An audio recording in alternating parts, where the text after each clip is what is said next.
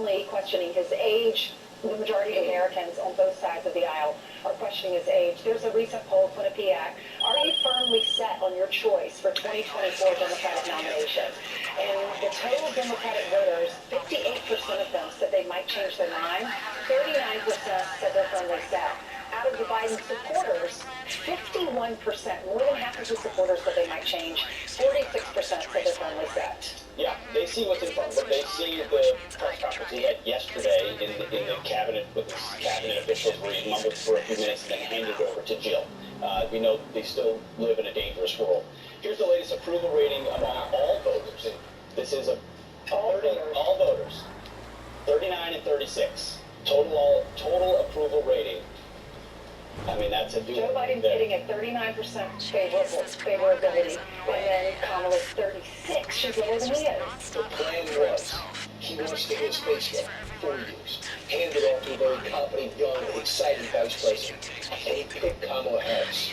And Kamala Harris has not stepped up in anybody's eyes, not Democrats' eyes, not Republicans' eyes, and you see those polls. For general election voters, likely voters, they don't accept it. If you watched her Sunday, she hasn't done her studying in order to handle the most difficult issues, let alone letting people feel as though she could take the job. I thought Dick Cheney could take the job. I thought that Joe Biden was experienced enough should something happen to Barack Obama. I think that most people thought that Al Gore could take the job for Bill Clinton. Pence could. Right. Pence could do it for Trump. I don't know anybody that says Kamala Harris. Even Nancy Pelosi, she was dodging the question and said, as vice president, they don't really do anything anyway. Listen. Vice President Kamala Harris is the best running mate for this president. He thinks so, and that's what matters. And by the way, she's very politically astute. I don't think people give her enough credit. People shouldn't underestimate what Kamala Harris brings to the table. Do you think she is the best running mate? She's the vice president of the United States. So when people say to me, well, why isn't she doing this or that? I said, because she's the vice president. That's the job description. You don't do that much. She's doing exactly what she should do. Nothing. Well, then she said she's politically astute, and people don't give her enough credit, but then she says she doesn't do anything. She tried very hard to say something complimentary, but you know underneath the surface, she's not a fan. This is in America where Teddy Roosevelt was vice president, says the worst job in the world. That changed. I mean, Al Gore was extremely busy. Dick Cheney wasn't busy as a vice president. Mike Pence handled the COVID attack plan. Mike Pence was dealing with legislative issues because Donald Trump had no experience. If she's doing nothing, it's her own choice. You know that book that came out? She evidently said, I don't get involved in racial issues. Don't give me the border, it's too difficult. No women's issues. No women's issues either.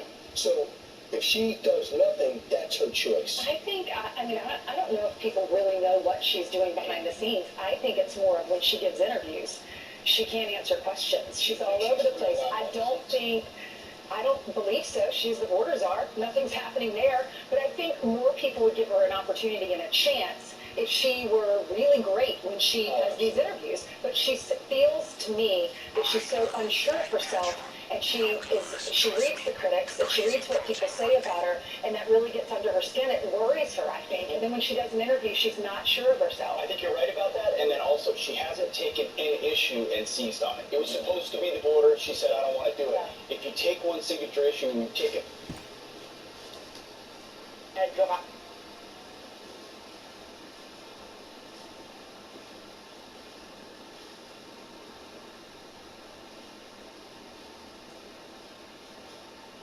The president's plate. People give you credit for that. Yeah, she just took one issue and did a great job with it. It was very confident when she did interviews, and I think things could change. You thought you took abortion, and then you watch what Margaret Brennan on Face the Nation. And she knows the counter-narrative from Republicans is, what is the week that is your week that you would allow an abortion? You feel good about abortion. Just changes the subject. Just kept coming after the same thing. Roe v. Wade got reinstalled. Excuse me. Just name the week. Just name the week, because Republicans are saying you'll do it to the time of birth. She's like, well, that's ridiculous. I went back to Roe v. Wade. I mean, you took one issue. You got a little bit of credit for it, and then you dropped the ball when pressed on it. So This story, I think, is huge.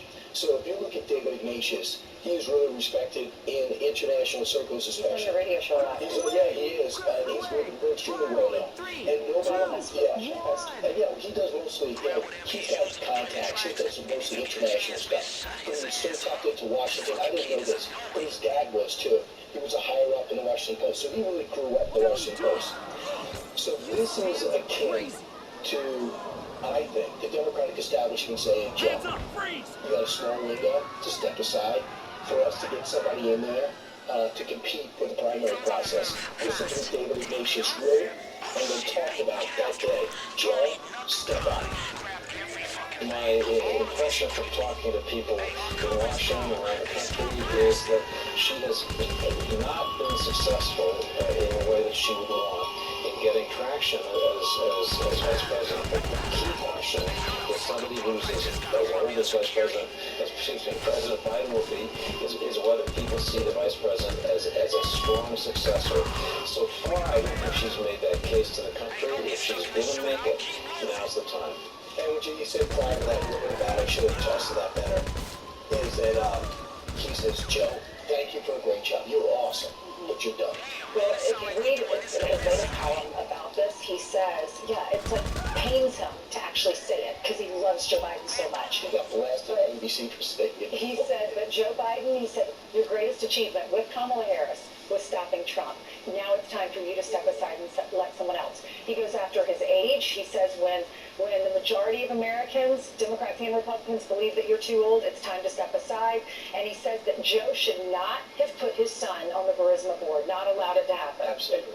Some other hosts of other MSNBC shows, though, multiple of them said 100% of the time when they talk to Democrats off camera, and they talk to a lot of them, those Democrats say, Joe's too old, you should step aside. What they say on camera is completely different than what they say off camera, and David Ignatius was the only one willing to say it out loud, what everyone's thinking. Well, I hope Democrats know we're talking about the president of our country. If he gets elected and he has 4 more years, he'll be 86 at the end. He'll be 86 when he is at the end of that presidency, at the end of his next term. So I hope you know, if he decides to step down, it's Kamala Harris that becomes the president.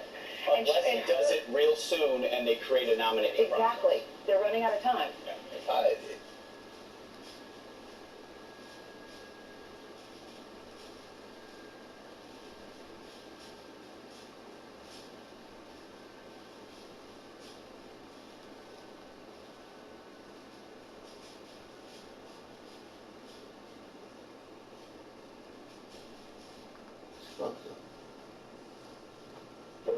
Always put me in this motherfucking dark screen with this little motherfucking act. This is some bullshit. This shit ain't supposed to do this.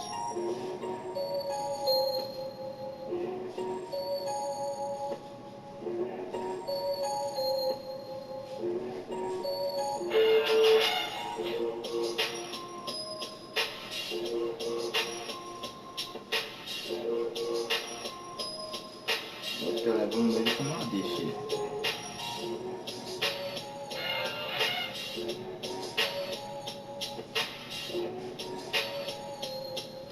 It's crazy. It don't make no sense. Keep doing this.